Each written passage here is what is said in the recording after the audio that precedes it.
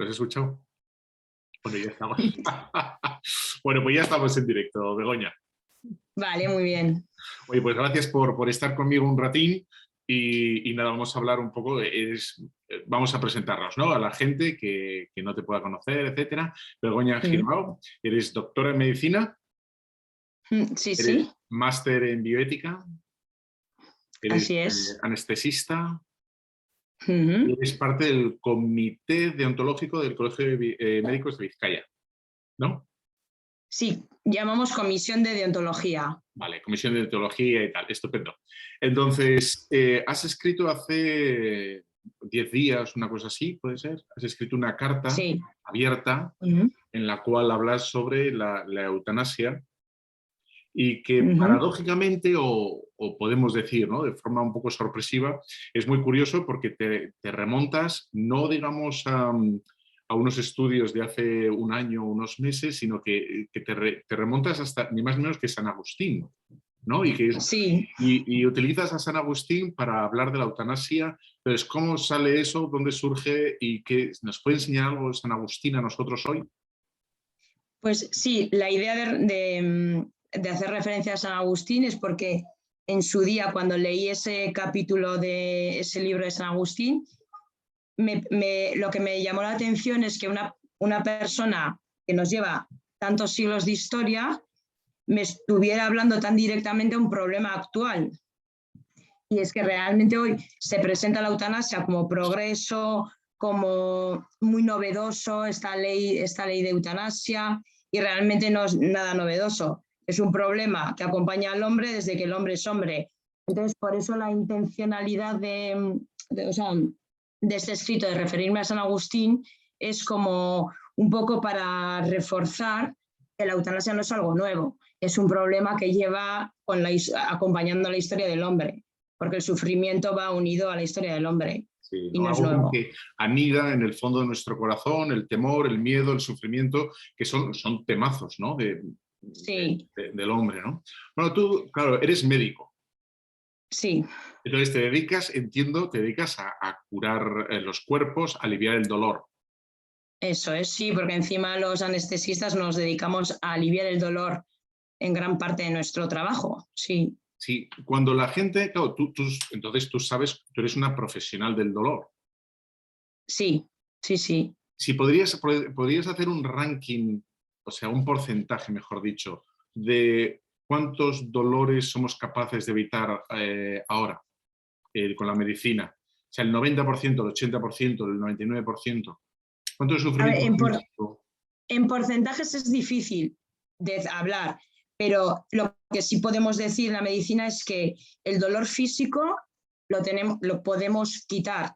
De hecho, la anestesia es lo que hace, permite la agresión quirúrgica. Sin los efectos anestésicos no se podría soportar una intervención quirúrgica, que es el máximo dolor físico que podemos imaginarnos, ¿no? Una persona que le hacen una incisión quirúrgica o una cirugía larga, son procedimientos de los más dolorosos que existen y la física de la medicación quita todo ese dolor.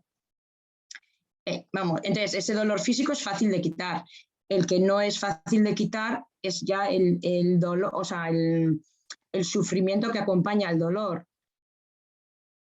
Sí, A ver, el matiz es muy interesante porque hay un dolor físico, biológico, fisiológico que más o menos se puede controlar, ¿no? Analgésicos cada vez más fuertes o lo que fuere, pero hay un sufrimiento espiritual, ¿no? Como una angustia, que la angustia no es eminentemente espiritual, ¿no? Es moral, si quieres, que eso no, sí. claro, no llega, la medicina, digamos, no llega ahí.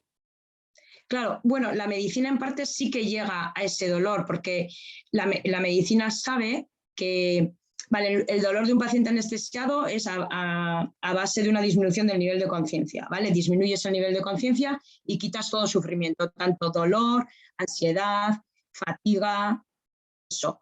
Pero en un paciente despierto, la medicina sabe que para abordar el dolor y el sufrimiento hay 4 componentes, que son el físico, el psicológico, el social y espiritual.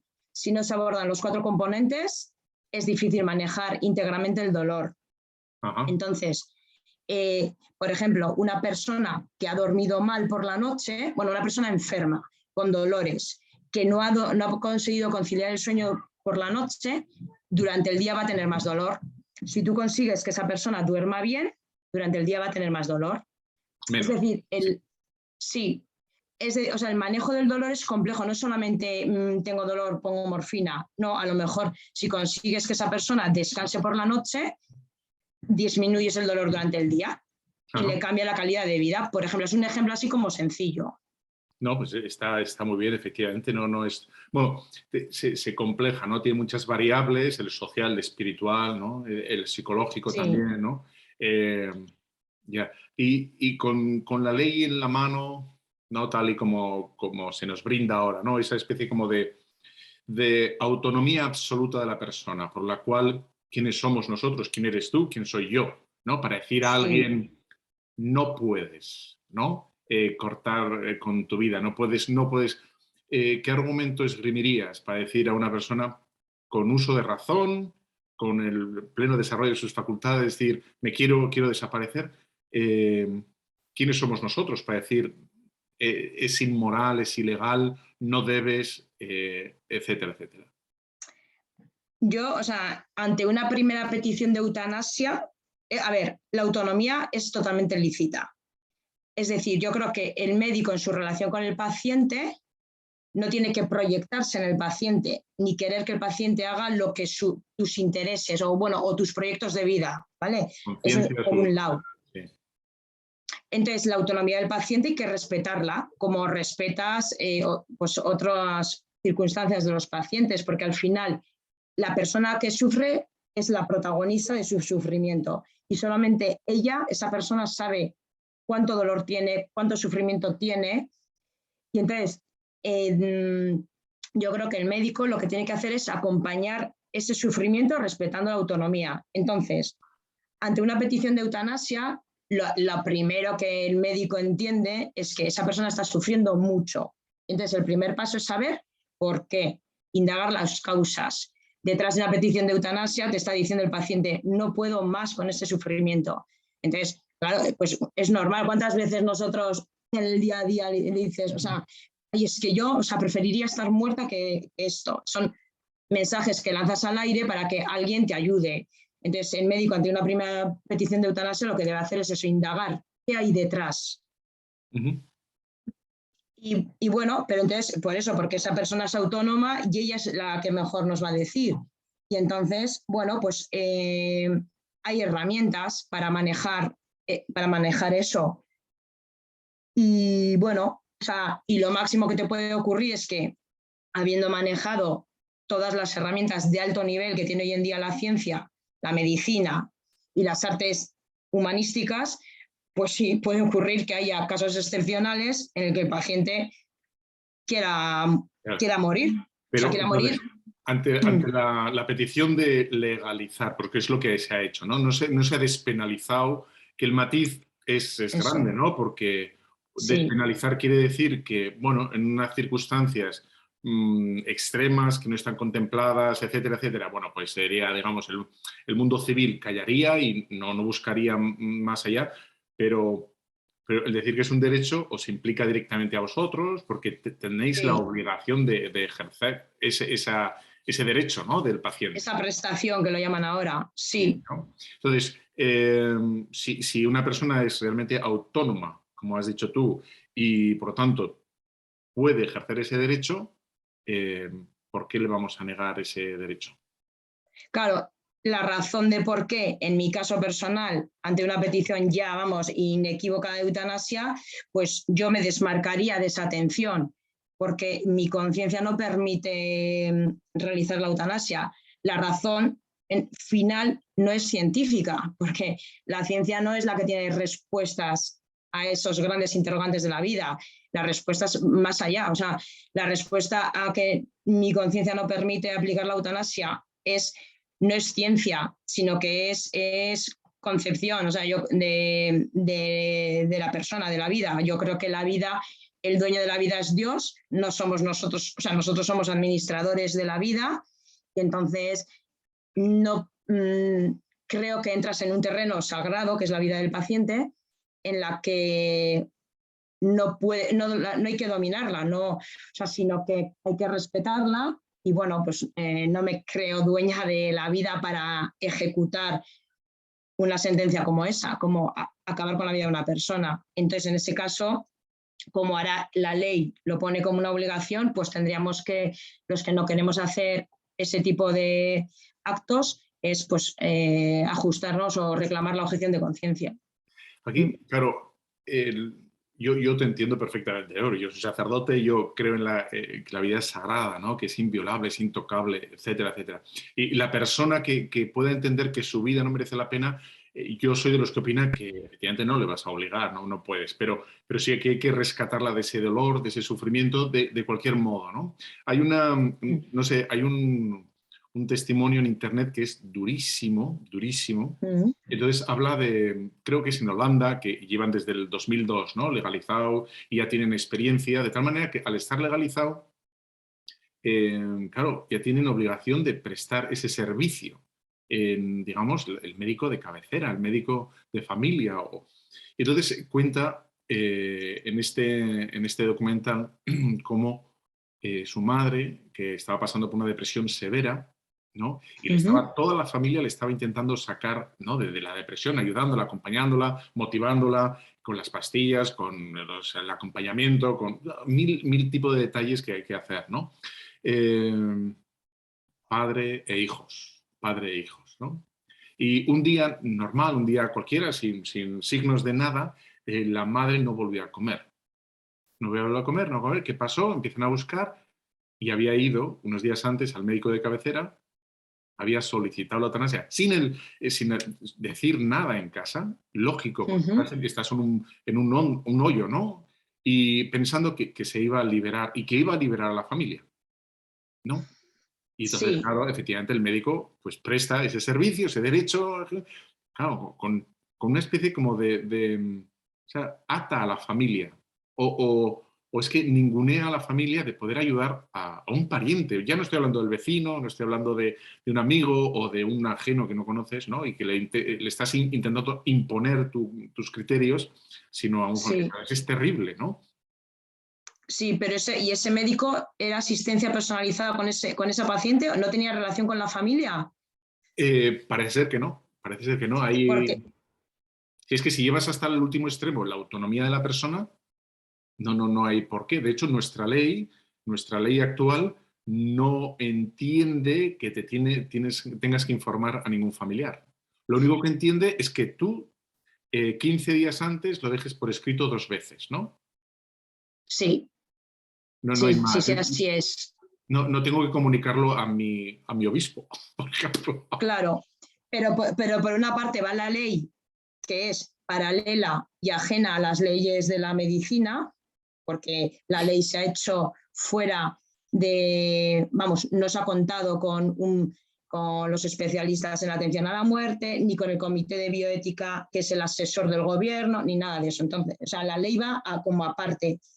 La deontología médica obliga, la deontología médica ve la familia como una unidad junto con el paciente a tratar también. O sea, cuando un médico atiende a un paciente, sabe que la familia forma parte de ese protagonista, que es el paciente. El paciente no está solo, o sea, el paciente está con su familia. Y el médico que atiende a ese paciente tiene una obligación con la familia. No tanto de informarle todo. El médico a la familia solo debe informar lo que el paciente quiere que informe, pero el médico tiene una obligación de acompañamiento a esa familia también. Y además es que es muy típico que un paciente pida la eutanasia por no ver sufrir a sus familiares. Eso es como se entiende perfectamente, ¿no? Perfectamente. Pues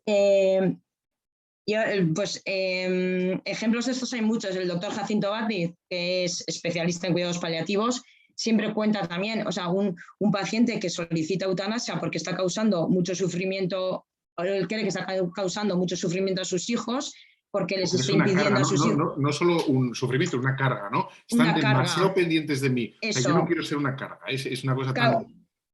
Eso es una carga que encima impide que sus hijos desarrollen pues, su actividad profesional, la atención a sus nietos, etcétera.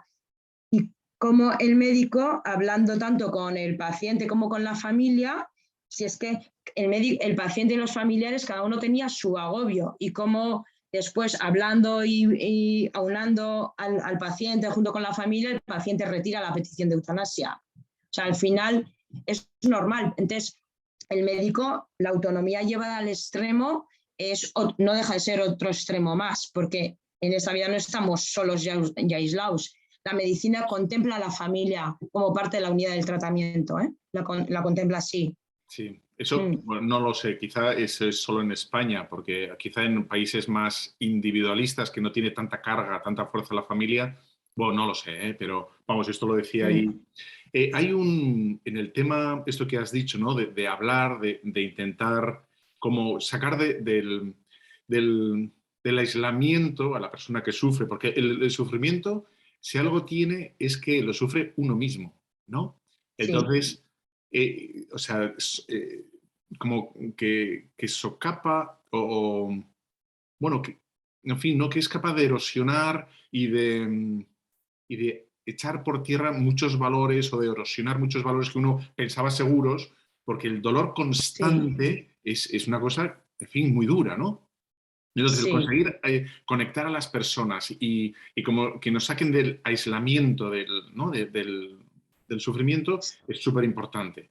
Entonces, leía una cosa que me parecía muy interesante y es que una de las primeras causas de mortalidad en España, los jóvenes, es el suicidio. Entonces, comentaban que para luchar contra el suicidio, una de las cosas que había que hacer es, por un lado, ¿no? Digamos, el mundo sanitario, el mundo de la medicina, y por otro lado, el mundo de la comunicación, ¿no? Y puede ser que con la eutanasia también se esté dando una falsa imagen de que soluciona todo. Y a lo mejor lo que haces con la eutanasia es complicarlo más todavía a tus familiares, a tus seres queridos, etcétera, ¿no? Entonces, en la eutanasia, en el suicidio hay un efecto que se llama el efecto Weather, que es muy conocido, que es el efecto contagio en definitiva, ¿no? Sí. Y por eso se intenta como ocultar o disimular o no decir. Y entonces hablaban que más que no hablar del suicidio es cómo hay que hablar del suicidio, precisamente para conseguir el efecto contrario, ¿no? Para conseguir que la gente vea el suicidio como no solo un fracaso de la persona, un fracaso ¿no? Y que, vamos, poder ayudar a través de las familias, etcétera, ¿no? Y una pregunta muy sencilla que decía en en este trabajo para intentar, ¿no?, investigar sobre el suicidio era que con una sola pregunta consiguieron que se redujeran el 85% de los suicidios. Y era, ¿cómo quieres que te recuerden tus familiares y amigos? Esa pregunta, la persona que está sufriendo, o sea, la obligas, ¿no?, a salir de su sufrimiento y a proyectarse sobre tu familia, sobre tus amigos y efectivamente darse cuenta de que tu vida tiene un impacto, ¿no?, en los demás. Y depende de cómo sea tu vida, el impacto puede ser pues terrorífico, ¿no? Terrorífico. Y por eso lo que decías, ¿no?, del médico ¿no?, que hable con la familia, que intente hacer como eso, la familia es eso, una unidad, ¿no? Es una sola cosa. Es una unidad. Y que están todos por lo que, ¿no?, a lo que están. Me parece súper interesante eso, ¿no? Para luchar. De hecho, es un indicador de calidad del cuidado paliativo. Los objetivos de tratamiento centrado en la unidad paciente-familia. Así. Para colaborar. Sí. Dime. Que en lo que dices eso de que, o sea, de lo del suicidio, que llama suicidio, en la eutanasia también se habla un poco en esos términos, la pendiente resbaladiza de la eutanasia.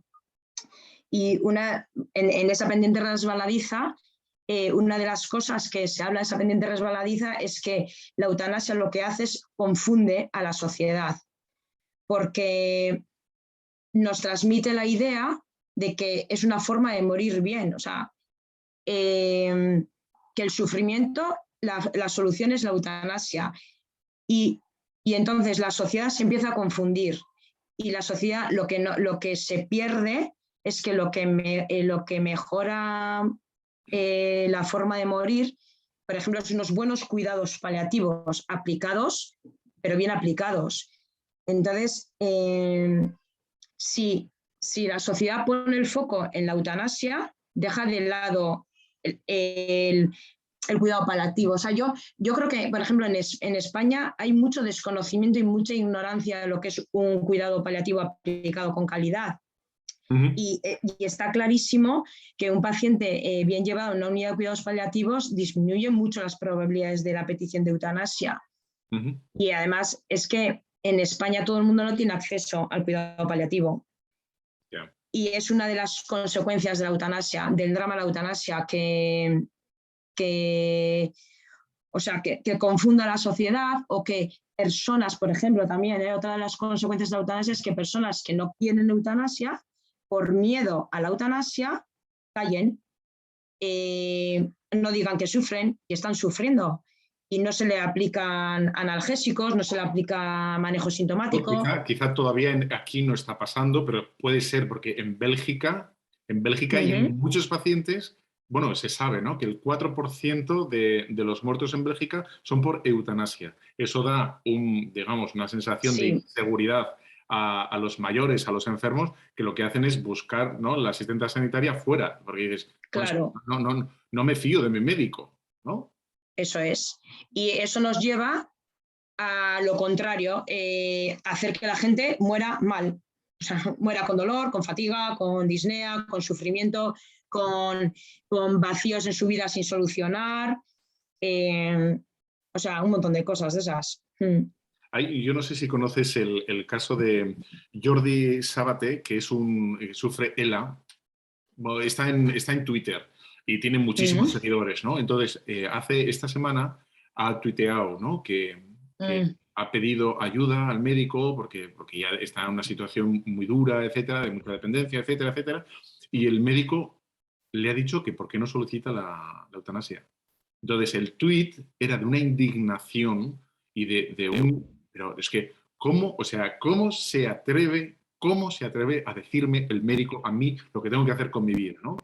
Que desde el punto de vista administrativo te ahorras mucho dinero, claro, ¿no? Porque no es un gasto mensual y tal, pero, o sea, reducir un enfermo al monto económico del mes, o sea, es lo más bajo a lo que podemos llegar, ¿no?, en una sociedad. Sí. Y eso que también refleja que el médico ve que su paciente lleva una vida que no merece la pena ser vivida. Claro, porque si el médico le dice ¿por qué no pides la eutanasia?, está clarísimo que el médico piensa que su vida no merece la pena. Pero hay un punto de discriminación, claro. Totalmente. Tu vida es de segunda. Sí, tu vida es de segunda. Eso es, que es una de las discapacitados, claro, o sea, es lo que dicen también con la eutanasia.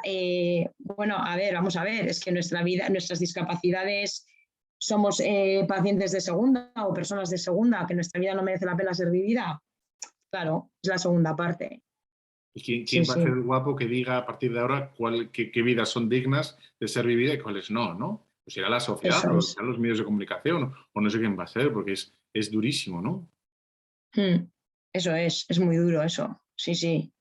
Yo soy un poco realista y supongo que esto va a ser como una pequeña marea que va a ir subiendo y no, porque estamos en un mundo que no hablamos del sufrimiento, no hablamos de la muerte, digamos, hombre, no lo sé, pero quizá una de las cosas que tienen fuerza para combatir todo eso es la fe, ¿no? El ver que todo, aun el sufrimiento, a lo mejor no hace falta fe, ¿no?, para luchar por algo noble, ¿no? Y, yo qué sé, por el amor de tu madre que está pasando mal, o tu marido, o tu hijo que le está... Bueno, no lo sé, ¿no? Pero en el momento que no hablamos nunca de esto, que no sale esto, yo creo que, digamos, la perspectiva es un poco negativo. ¿Tú cómo lo ves desde el punto de vista de la medicina?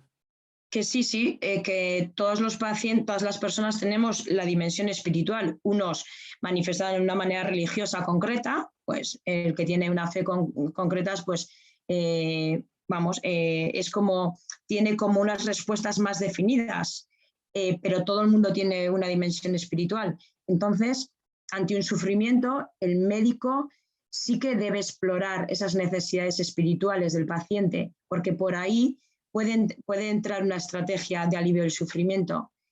Y en este tema, por ejemplo, sí que está claro que el recurso espiritual, bueno, realmente el recurso para luchar contra un sufrimiento vital, ¿no? El dolor físico, eso lo hace la medicina, la morfina y otra serie de fármacos Sí, de coadyuvantes luchar y contra el tal. sinsentido, ¿no? El sinsentido de esto que me pasa, que puede ser Eso, un suspenso en la carrera, ¿no? O puede sí. ser un divorcio, o puede ser un niño con una malformación que lo querías con toda tu alma y de repente te sale, bueno, que son traumas, ¿no? Entonces, Sí, traumas, eso es. Entonces, el médico sí puede orientar, o bueno, o el equipo completo. O sea, si hay psicólogo, pues el psicólogo, pero el médico también tiene que despertar en el paciente que el paciente saque a flote sus recursos psicológicos, sus recursos sociales y sus recursos espirituales, porque todos los tenemos.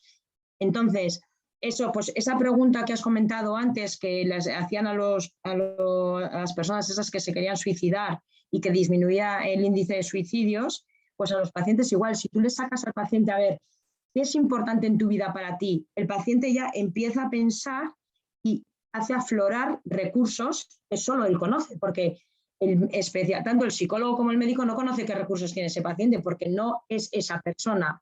Cada persona tiene sus recursos psicosociales y los espirituales también.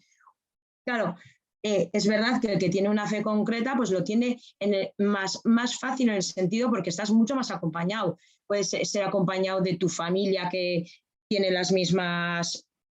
el mismo sentimiento religioso que tú, te puede ayudar a rezar, te puede ayudar con los sacramentos, pero de la misma manera que una persona religiosa quiere que le acompañen a rezar en el sufrimiento, pues una persona no religiosa en ese sentido, pero espiritual como somos todas, sí que necesita, pues eso, que aflore esas necesidades espirituales, que puede ser el amor a un hijo.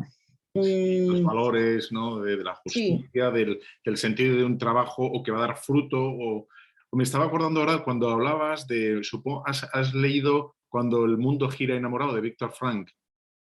no lo he leído, no. No, pues tienes que Me lo leerlo. apunto, me lo apunto. Pues él cuenta, cuando está en el campo de concentración, él es neurólogo, entonces está en el campo de concentración y efectivamente el campo de concentración, bueno, pues la gente se suicidaba, ¿no? Porque era un sufrimiento Sí, atroz, normal. ¿no? Atroz. Eso. Entonces él cuenta cómo efectivamente le dan el chivatazo de que había un par de ellos que habían planeado suicidarse de algún modo particular de cuando pasaba no sé qué, al día siguiente, no sé cómo era el tema.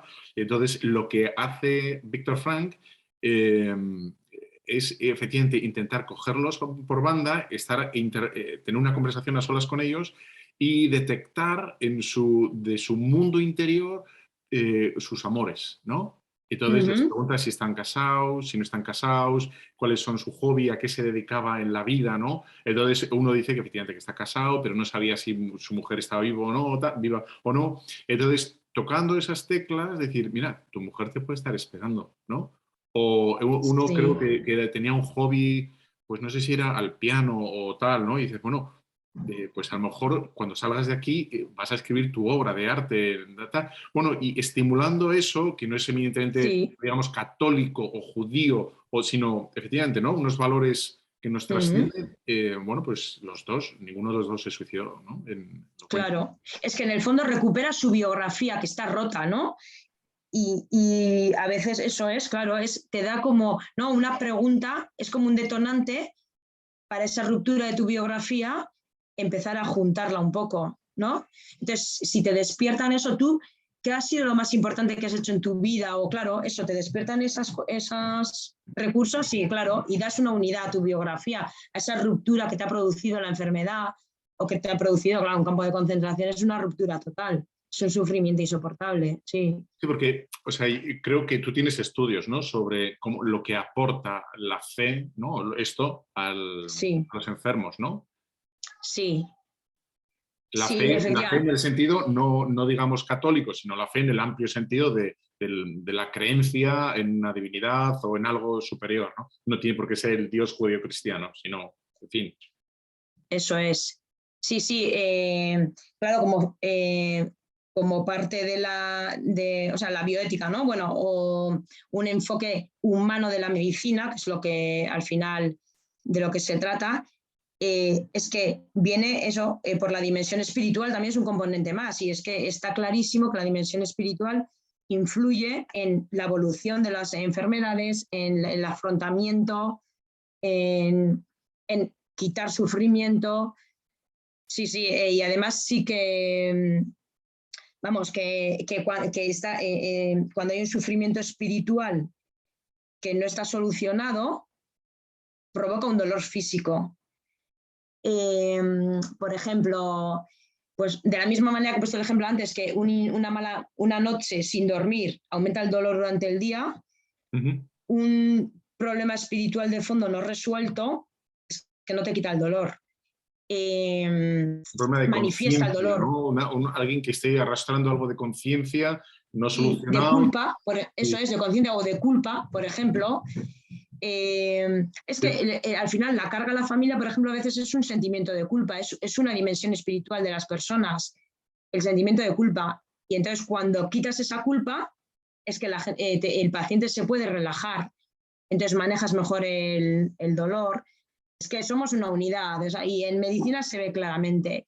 Pacientes o que no se hablan con un hijo y se reconcilian con el hijo, de repente se le quitan los dolores. O, no sé, es que a ver, salvando las distancias, pero, por ejemplo, el momento de las cesáreas, las mujeres cuando están en las cesáreas están despiertas, están dormidas de cintura para abajo, pero la cesárea es un procedimiento un poco incómodo y la mujer está mal, está mal, y quejosa, con náuseas, con un poco de dolor. Entonces ya cuando sacan al niño y se lo ponen encima, no hay queja. O sea, de repente desaparecen las quejas. Se llevan al niño y luego igual vuelven, pero ahí tienen un momento de 10 minutos que nada, no hay ni quejidos, ni... O sea, que al final, pues sí, somos una unidad y el componente espiritual es que sí, está claro que... O sea, Estoy viendo que este mundo en el que estamos, que cada vez es más individualista y que nos aísla, etcétera, claro, eso no va bien, ¿no? Para el tema de la eutanasia, porque, o sea, cuanto más familia, cuanto más apoyados, cuanto más abrigados estemos sociológicamente, espiritualmente, emocionalmente, etcétera, estamos más defendidos, ¿no? O sea, a que nos pasen la mano por la chepa y a que no pasa nada, etcétera. Que claro, llegar solo a casa, una casa maravillosa, estupenda, sí, loft con no sé qué, pero tú te quedas con tu problema, que el gato no te va a decir nada, y dices, no, claro, es un problemón, ¿no? Sí, la soledad es otra de... O sea, por ejemplo, es otro indicador de calidad del cuidado paliativo, que el paciente esté acompañado por su familia. O sea, visitas de la familia. Hay situaciones, por ejemplo, en las unidades de cuidados intensivos, la familia no está todo el día. Bueno, en algunas unidades sí, pero en otras no. Y, por ejemplo, es un indicador de calidad que la UCI tenga visitas abiertas, que el familiar acompañe al paciente. La soledad se ha visto en la pandemia COVID, la soledad que han vivido en la que han vivido la enfermedad los pacientes con COVID, bueno, y ya no digamos los que han fallecido, los duelos que ha dejado esos fallecimientos en soledad son terribles. Las secuelas psicológicas que ha dejado eso son grandes. Entonces, la soledad se sabe que es un componente fundamental que condiciona mucho el sufrimiento. Y por eso los cuidados paliativos tienen, por ejemplo, los voluntarios. Para personas solas, los voluntarios que hagan acompañamiento para evitar esa soledad. En el tema espiritual, la gente o pastoral de la salud, que bueno, si fue... O sea, que el agente de pastoral de la salud no solamente tiene que asistir al católico en nuestro ambiente, vamos, que no, vosotros sois expertos en la atención espiritual y da igual que sea musulmán, judío, que ateo, porque en el fondo el ateo también tiene una dimensión espiritual. Entonces yo creo que los sacerdotes... Tenemos preguntas. Todos tenemos preguntas, ¿no? Eso es. Entonces, vosotros sois los especialistas en la atención espiritual. Entonces, el capellán o pastoral de la salud es un elemento clave en el manejo también del sufrimiento integral de los pacientes. Y el cuidado paliativo lo contempla como parte del equipo, ¿eh? Capellán o agente de pastoral de la salud. Sí. Bueno, pues quizá, no sé, por ir terminando, etcétera, podríamos, ¿no?, dar terminar bien con un broche positivo y así un poco optimista. Yo creo que todos estamos, y no voy a ser buenista, ni mucho menos, ¿no?, pero todos estamos dispuestos a ayudar a una persona necesitada, ¿no? Una persona que o sea, yo creo que a cualquiera de nosotros que se nos diga a alguien, oye, mira, estoy fatal, o sea, esto no, y por eso animar a la gente a que abra el corazón, ¿no? A que en los sufrimientos, que no tenga miedo, porque me da la impresión que mucha gente sufre sola, ¿no? O sea, que tiene miedo como a esos miedos, a esos sufrimientos, no los dice, ¿no? Y va como corroyendo por dentro a la persona, ¿no? Hasta empezar poco a poco y incluso afirmar en un momento dado que se quiere ir de aquí, ¿no? Entonces, dices, el poder hablar, el ser sinceros, el arrimarse a la gente, el poder desahogarse, etcétera, pero yo creo que todos estamos dispuestos a echar una mano. O sea, de momento creo que no hay nadie que se quede cruzados de brazos y diga, bueno, pues si es lo que quieres, ¿no? Y dices, yo creo que todos estaríamos dispuestos a ayudar un poquitín, ¿no? Sí, eso es. Sí, eso es lo que el carisma compasivo, ¿no?, de todo el mundo. Todo el mundo, ante la petición de ayuda, quiere ayudar. Pero ahí también hay un arte, ¿eh?, en ayudar y en acompañar. Sí, hay que saber, sí. Hay que saber. Pero bueno, cualquiera puede acompañar, siempre y cuando el que acompaña no se crea superior al... Claro, es que, por ejemplo, ¿no?, es lo que el que acompaña, no veas a la persona que acompaña como un, ay, pobre, cuánto Paternalismo sufre.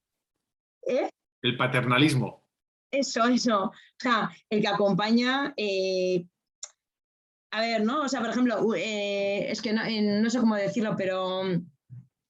O sea, cuando, pues no, los discapacitados, ¿no? Ese médico que le dice que ponte la eutanasia, es que ese médico, o sea, está en plan, no merece, tu vida no merece la pena. Entonces, el que acompaña tiene que tener como en la cabeza que, aunque se le queden 2 días de vida o un mes, o que sí, querer hacer ese mes de que sea que sacar lo mejor de eso que le queda vivir. O sea, que los aspectos buenos de la vida, sí. Y cualquiera puede hacer eso, cualquiera. Efectivamente, cualquiera que quiera a la persona. Estamos dispuestos. Eso es. Sí, señor, sí, señor. Sí. Bueno, ¿tiene alguna cosilla más que quieras comentar, etcétera?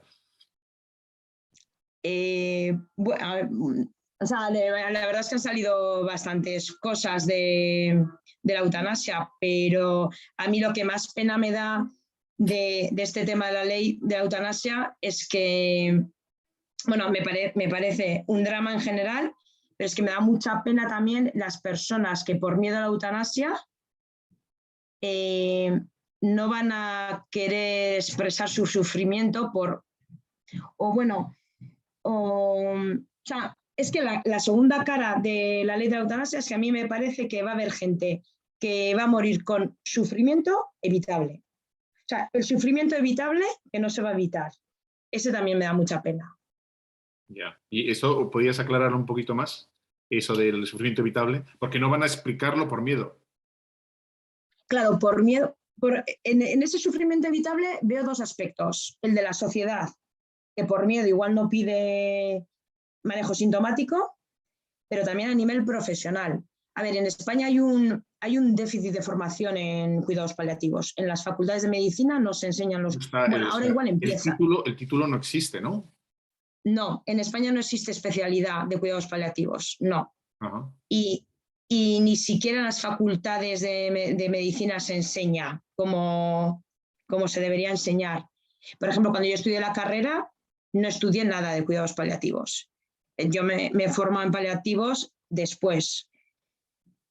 Y entonces, claro, el especialista de cuidados paliativos es el que tiene el manejo especialista del sufrimiento. Entonces, si no tienes formación en paliativos, tienes un déficit de herramientas de manejo de sufrimiento. Entonces, esos pacientes que caen en manos de médicos con baja formación en atención paliativa, pues esos pacientes van a tener igual parte de su sufrimiento hubiera sido evitable. Ajá. Por falta de formación profesional. Luego, el médico también a veces deja de manejar a sus pacientes por agotamiento. También falta de recursos. Si tú no tienes ni tiempo para ver a tus pacientes, ¿cómo vas a indagar sus necesidades espirituales? Sí, o sea, ahí también hay una parte de recursos, ¿no? De inversión, Eso ¿no? eso es. Algunas cosas se cuidan mejor en casa que en el hospital. Algunas cosas Es los cuida mejor una enfermera que un médico. Algunas cosas, claro, entonces, todo eso es dinero que a veces eso, que es mucho más barato, pues poner una inyección y ya está. eso, Así que eso aquí, es. en fin, es así, Román Paladino, así de claro, ¿no? Que es una Claro, y partida de 10 entonces millones. el foco se va a desviar por otro lado y cuando todavía en España no hay una ley nacional de cuidados paliativos, nos ha llegado la eutanasia. ¿Y ahora qué? ¿Qué va a pasar ahora? Pues nada. Sí, tendríamos que, ¿no? Tendríamos que pedir o reivindicar eso, cuidados paliativos. Eso es, cuidados paliativos. O cuidados Para paliativos. evitar esa parte de sufrimiento evitable. Eso es, sí. Sí. Qué bien, qué bien. Muy bien, Begoña. Oye, pues muchísimas gracias por este ratín. Y nada, ya se ve que tenemos que estar como pendiente, ¿no? De la gente, tenemos que mirar las cosas, bueno, desde los cuidados paliativos, desde toda vida importa, de no solo lo físico es lo importante, sino yo creo que lo principal es, hay algo detrás, ¿no? Siempre. Lo espiritual, Eso, lo moral o lo eso, psicológico, ¿no? Eso es principal, ¿no? sí, eso es. Bien. Sí, sí, el manejo integral de las personas, eso, sí, sí, así es. Y Bueno, pues nada, para... y que nada, y que a los profesionales de la medicina, pues tengamos fuerza para hacer nuestro trabajo bien hecho. Como Sí, cualquier profesional, pues nosotros en lo nuestro. sí, señor. Bueno, ¿la carta cómo se titulaba? Así, por si alguno quiere leer la carta.